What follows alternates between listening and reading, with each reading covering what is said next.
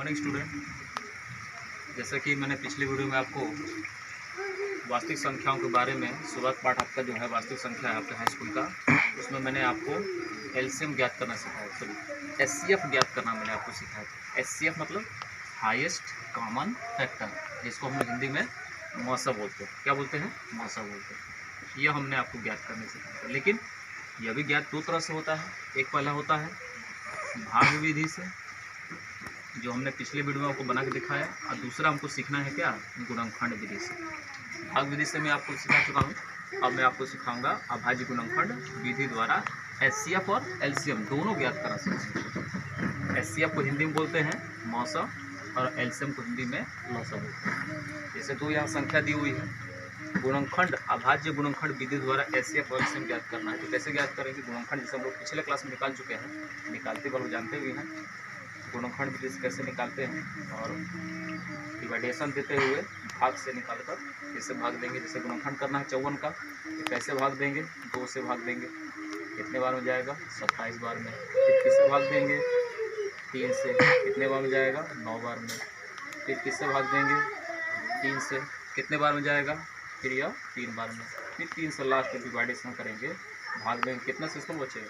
1 बचेगा यहाँ से। ठीक है, भागफल कितना बचेगा? 1 बचेगा। इसी तरह 336 का भी हम लोग गुणनखंड निकालेंगे। इसका डिवाइडेशन किससे होगा? भाग किससे होगा? तो 2 से होगा। कितने बार में? 168 बार में। फिर 2 से भाग देंगे इसको, तो ये कितने बार में जाएगा? 84 बार में। फिर 2 से ही भाग जाएगा। 2 से भाग देंगे तो 42 बार में। फिर 2 से भाग देंगे तो 21 बार में। अब तो 2 से नहीं जाएगा, अब किससे जाएगा? 3 से। कितने बार में जाएगा? 7। फिर 7 से भाग देंगे तो अंतिम भागफल कितना बचेगा? हमारे पास 1 बचेगा। ऐसे हमको गुणनखंड अलग अलग सबका निकाल देना है, जितनी संख्या हो। कभी कभी 2 संख्या भी होती है, कभी कभी 3 संख्या भी होती है। अब 2 संख्या हो चाहे 3 संख्या हो, मौसा ज्ञात करने के लिए, जिसको हम लोग इंग्लिश में एचसीएफ बोलते हैं। एचसीएफ कैसे ज्ञात करेंगे? एचसीएफ, जिसको शॉर्टकट में हम लोग क्या बोलते हैं? मौसा बोलते हैं। तो मौसा ज्ञात करने से पहले अब हमको उन दोनों संख्याओं के अभाज्य गुणनखंड जो हमने ज्ञात किया है उसको सामने लिखेंगे। जैसे 54 का गुणनखंड क्या निकाला हमने? 2 3 3 3, यानी 2 × 3 × 3 × 3। और 336 का 2 × 2 × 2 × 2 × 3 × 7। अब हमको क्या करना है? इसका पहले मौसा ज्ञात करना है, एचसीएफ ज्ञात करना है। तो मौसा के लिए क्या करेंगे, उसका तरीका क्या है? मौसा के लिए देखेंगे कितने पद दोनों गुणनखंडों में उभयनिष्ठ है। उभयनिष्ठ मतलब जोड़ेदार। अगर 2 संख्या हो, 2 जोड़े बनने चाहिए। 3 संख्या होगा तो तीनों जोड़ों में वो उभयनिष्ठ पद होना चाहिए। हम देखेंगे यहाँ पर कि यह जो 2 की संख्या है, यह पहली बार उभयनिष्ठ है। और कोई उभयनिष्ठ है तो यह 3 का जोड़ा जो है यहाँ से, इस 3 के लिए क्या है? उभयनिष्ठ है। और कोई ऐसा जोड़ा है आपको दिख रहा होगा कि ऐसा कोई अब जोड़ा नहीं है जो दोनों में क्या हो? उभयनिष्ठ हो। तो उभयनिष्ठ क्या मिला हमको मौसा के लिए? यहाँ से 2 का जोड़ा मिला और यहाँ से 3 का जोड़ा मिला। जितना जोड़ा मिलेगा उसका अंक एक ही बार आपको लिखना है। इंटू करने में कितना मिलेगा? 6। यानी आपका एचसीएफ मौसा कितना होगा? 6। लेकिन यदि हम इसी संख्या का क्या निकालना है हमको? एलसीएम निकाल रहे हैं, जिसको हम लोग शॉर्टकट में लौसा बोलते हैं। तो लौसा ज्ञात करने के लिए हम अधिकतम पद लेते हैं।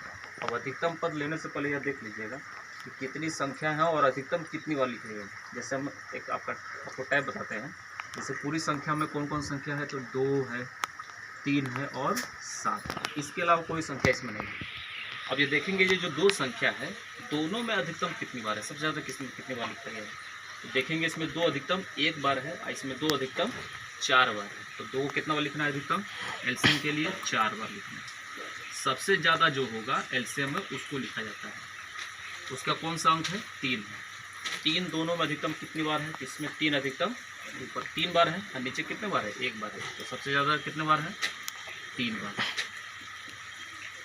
उसके बाद कौन संख्या है हमारे पास? 7 है। 7 अधिकतम कितनी बार है दोनों में? तो केवल 1 बार है और कहीं हमारे पास नहीं है। ऐसे हमको इंटू करना है। मौसा ज्ञात करते समय केवल उभयनिष्ठ पद ही देखने हैं, कितने अंक उसमें जोड़ेदार बन रहे हैं, जोड़े बन रहे हैं, उन्हीं को एक एक बार लिखना है। लाकर उसको इंटू कराकर मौसा ज्ञात कर लेंगे, एचसीएफ ज्ञात कर लेंगे।